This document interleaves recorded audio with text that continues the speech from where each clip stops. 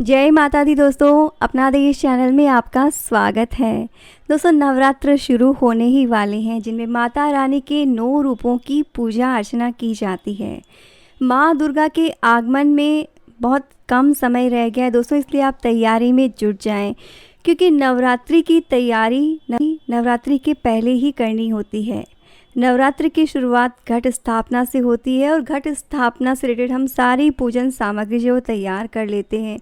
लेकिन एक्चुअल में क्या होता है दोस्तों कि इस दौरान हमें साफ़ सफाई का विशेष ख्याल रखना चाहिए, क्योंकि धार्मिक मान्यताओं के मुताबिक नवरात्र के दौरान माता रानी पृथ्वी लोक पर आती है और घर घर में वास करती है। और माता रानी के स्वागत के लिए घर में पॉजिटिव एनर्जी होना बहुत ज़रूरी है। तो ऐसे में कई चीज़ें ऐसी हैं जिन्हें हमें नवरात्र से पहले निकाल फेंकना है। तो कौन सी चीज़ें हैं वो जान लेते हैं। नवरात्र के दौरान तामसिक चीज़ में दूर रहना चाहिए, क्योंकि 9 दिन उपवास किया जाता है। उपवास के पहले घर की साफ़ सफाई हो जानी चाहिए। लहसुन प्याज जो है इस पूजा में बिल्कुल अवॉइड किया जाता है। और अगर आप नॉन वेजिटेरियन हैं तो अंडे मांस इत्यादि तो उनको भी हटा दें। साथ ही अगर ड्रिंक करते तो वो सब चीज़ें भी आपको हटा देनी चाहिए। घर को बिल्कुल साफ़ और स्वच्छ कर लेना चाहिए। और सबसे ज़रूरी चीज़ है कि अपने फ्रिज को अच्छे से चेक कर ले, उसमें कोई ऐसी चीज़ है जो ख़राब हो रही है तो उन्हें आपने बिल्कुल से हटा देना है। साथ ही घर में कोई अगर खंडित मूर्ति है तो उसे भी आपने हटा देना है, कि खंडित मूर्ति की पूजा नहीं की जाती है। तो ऐसी कोई मूर्ति है तो आप उसे विसर्जित कर दें।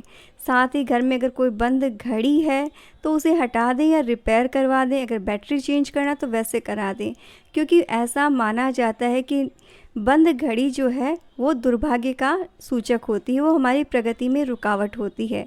इसीलिए आप घड़ी को ऑन कर दीजिए, और घड़ी ऑन होने की कंडीशन में नहीं है और अगर पूरी तरह से ख़राब हो गई है तो उसे हटा दें। साथ ही टूटे हुए बर्तन अगर कुछ हैं तो उन्हें हटा देना चाहिए। बहुत से जन ऐसा मानते हैं कि ये सब दकियानूसी बातें, इनसे कोई कनेक्शन नहीं है। एक्चुअल में इनका बहुत सही कनेक्शन है दोस्तों। मैं आज इसको बहुत डिटेल में आपको समझाना चाहूँगी।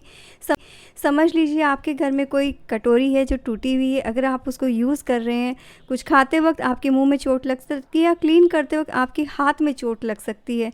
तो ऐसी चीज़ें जिनसे आपको नुकसान हो उन्हें हमें हटाना होता ही है। इसीलिए आपने टूटे हुए बर्तन नहीं रखने हैं। साथ ही अगर कोई चप्पल जूते हैं जो खराब हैं, टूट गए, अगर रिपेयर हो सकते हैं तो रिपेयर करवा लीजिए। नहीं रिपेयर हुए हैं तो वो आपके वैसे भी काम नहीं आने वाले हैं, और ऐसी चीज़ आपको कभी भी रास्ते में दिक्कत दे सकती है।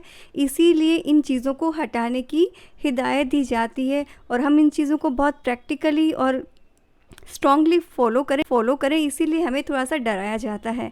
तो रीज़न सिर्फ यही है। इसीलिए इन चीज़ों को आप अपने घर से निकाल फेंकें और दुर्गा माँ के स्वागत की आप तैयारी करें। और साथ ही दोस्तों, बहुत सारी चीज़ें हैं जिन्हें हम बहुत लंबे टाइम तक चेक नहीं करते, जैसे अचार वगैरह हुए, तो आप अपने घर के अचार या जो ऐसी चीज़ें हैं, दाल हुई, जिन चीज़ों को हम टाइम तक और अच्छी क्वांटिटी में रखते हैं, उन्हें चेक कर लें वो ख़राब तो नहीं हुई है। बेसिकली ऐसी चीज़ें जिससे किसी तरह की दुर्गंध आ रही है, चीज़ें ख़राब हो रही हैं, उन्हें हटा दें, ताकि आपके घर का एनवायरनमेंट बहुत पॉजिटिव हो सके।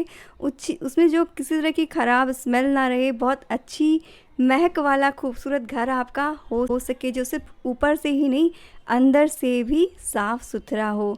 दोस्तों, आप सभी को नवरात्रि के पावन पर्व की ढेरों शुभकामनाएं। दोस्तों, अगर माता रानी के सच्चे भक्त हैं तो माता रानी के नाम का जयकारा ज़रूर से लगाएं और कमेंट में ज़रूर से लिखिएगा, जय माता दी।